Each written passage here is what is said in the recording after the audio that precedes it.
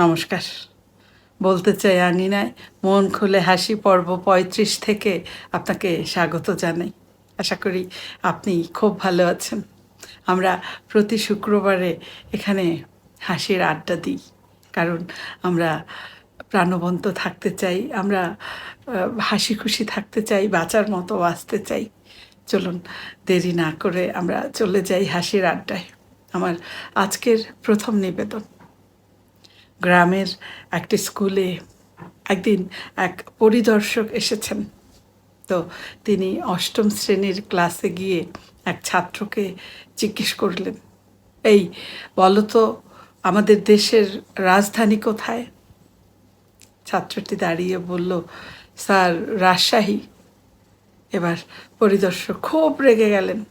তিনি রেগে গিয়ে ছাত্রকে বলছেন যে, তুমি ক্লাস 8-এ কীভাবে উঠেছ? দেশের রাজধানী কোথায় এটা জানো না? এটা কোনো কথা হলো? তুমি অষ্টম শ্রেণীতে পড়ো, কিভাবে পড়ো? আর সেই ছাত্র বলছে যে, স্যার, আমি তো রাজশাহী জানি। বলছে যে, এখন তোমাকে আমি টিসির ব্যবস্থা করবো, আবার কথা বলছো রাজশাহী রাজধানী, তোমাকে আমি এখনই স্কুল থেকে বের করে দিব। এবার সেই ছাত্রটি বলছে, স্যার, আপনি কিভাবে আমাকে বের করে দিবেন? আপনি কিভাবে আমার নাম কাটবেন? আমার তো স্কুলে নামই নেই। এবার পরিদর্শক বলছে, মানে নাম নেই মানে? ছাত্রটি বলছে, স্যার, আমি এই মাঠে, স্কুলের মাঠে গরু নিয়ে এসেছিলাম। তো স্যার আমাকে বললেন যে, তোকে 10 টাকা দিব, তুই গিয়ে একটু বস ক্লাসে। তো আমি এসে বসেছি, আমি তো আসলে ছাত্রই নই। এবার সেই ক্লাসে যে শিক্ষক ক্লাস নিচ্ছিলেন, সেই শিক্ষকের দিকে তাকিয়ে বলছেন যে, আপনারা এসব কি করেন? আপনারা কি মানুষ? আপনি না শিক্ষাগুরু, শিক্ষা দেন, কিভাবে আপনি একজন ভুয়া ছাত্র সাজিয়ে বসিয়ে রেখেছেন? এটা কিভাবে করলেন আপনি? আপনাকে আমি, আপনার চাকরি কিভাবে থাকে আমি দেখব।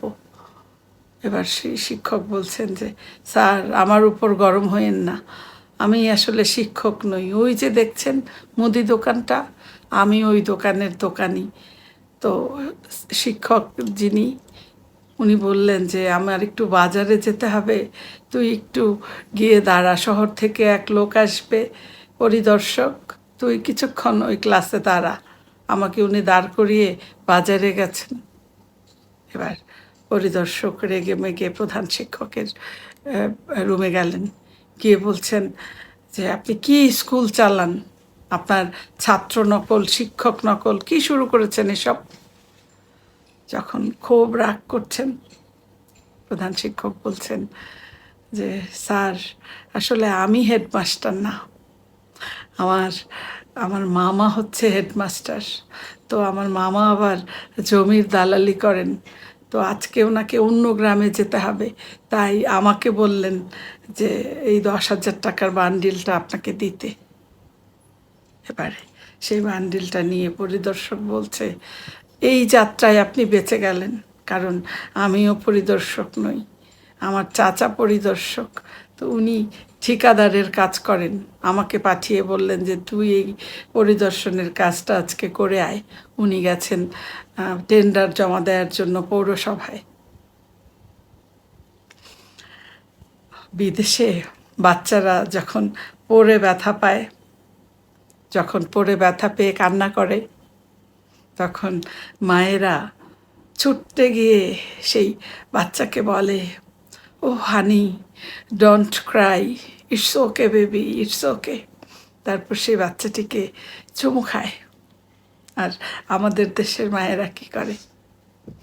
দৌড়ে গিয়ে প্রথমেই, কুত্তার বাচ্চা, তোকে না ঘরে থাকতে বলেছিলাম, তুই বাইরে খেলতে গেলি কেন?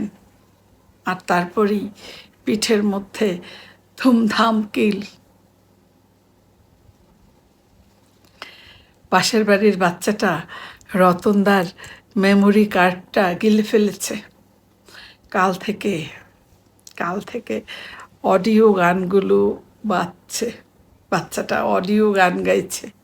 তো রতনদা খুব টেনশানে আছে, কখন আবার ভিডিও ফোল্ডারে পৌঁছে যায়। আমরা বাঙালিরা সবসময় একটু বেশি বুঝি। সেটা কীরকম? এই যে মুরব্বীরা আমাদের সেই ছোটবেলা থেকে শিখিয়েছেন, আমাদের বলছিলেন যে ঘুষ খাওয়া অন্যায়, আর আমরা সেটা বুঝেছি অন্যায়। তারপর করোনার সময় দেখলেন না, সরকার যখন বারবার বলছিল ঘরে থাকুন, আর আমরা কি বুঝলাম? ঘুরতে থাকুন। কিছু দুষ্ট লোক বলেন যে মেয়েদের নাকি হাসি মুখে কাপড় কাচতে আর বাসন মাজতে দেখা যায় কেবল টিভির বিজ্ঞাপনে। আমি অবশ্য এটা মানি না। যাই হোক, এরপর ছাত্র শিক্ষকের গল্প। শিক্ষক ছাত্রকে প্রশ্ন করছে, বলো তো পানির উপরে লোহার তৈরি জাহাজ কিভাবে ভেসে থাকে, কিন্তু আবার একটা লোহার টুকরো কেন ডুবে যায়?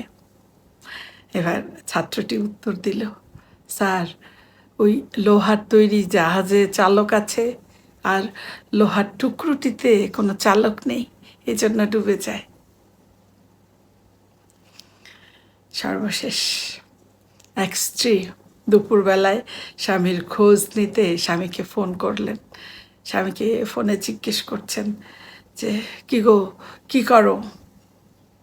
এবার স্বামী উত্তর দিচ্ছে, এই মাত্র অজু করে বসলাম, নামাজ পড়ব, নামাজ পড়ে তারপর লাঞ্চ করব।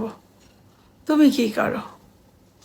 এবার সেই স্ত্রী উত্তর দিচ্ছে, তুমি যে রেস্টুরেন্টে বসে আছো, যেই টেবিলে বসেছ, আমি ঠিক তার পিছনের টেবিলে বসে আমি তোমার জন্যে আমি দোয়া ইউনুস পড়ছি।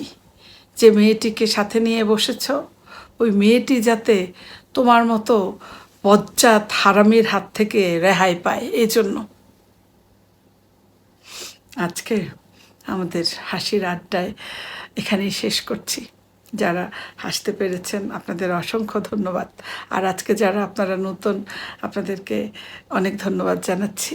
তো আবারও আগামী শুক্রবার এই হাসির ঝুলি নিয়ে আমি আবারও ফিরে আসব।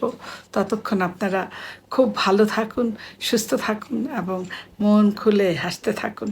শুভরাত্রি।